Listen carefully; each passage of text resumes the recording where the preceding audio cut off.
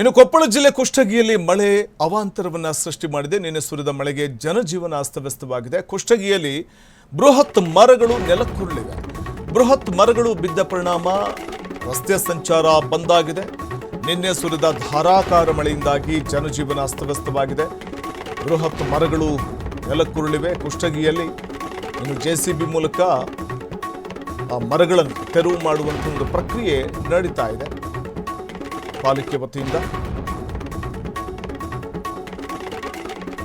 ಕೊಪ್ಪಳ ಜಿಲ್ಲೆಯ ಕುಷ್ಟಗಿಯಲ್ಲಿ ಸುರಿದಂಥ ಧಾರಾಕಾರ ಮಳೆ ಉಂಟು ಮಾಡಿರುವಂಥ ಅವಾಂತರ ಅಷ್ಟಿಷ್ಟಲ್ಲ. ಈ ವೇಳೆ ಅನೇಕ ಬೃಹತ್ ಮರಗಳು ಕೂಡ ನೆಲಕ್ಕುರುಳಿದ್ದು ಬಸ್ ಸಂಚಾರ ಈ ಸಂದರ್ಭದಲ್ಲಿ ಸ್ಥಗಿತವಾಗಿತ್ತು.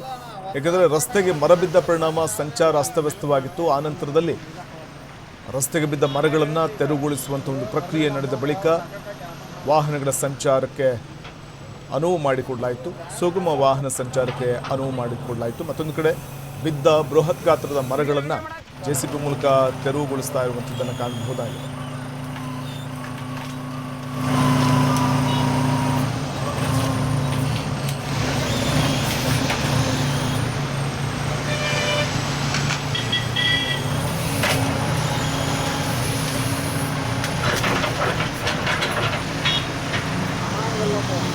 ಹೌದು ಅಲ್ಲಿ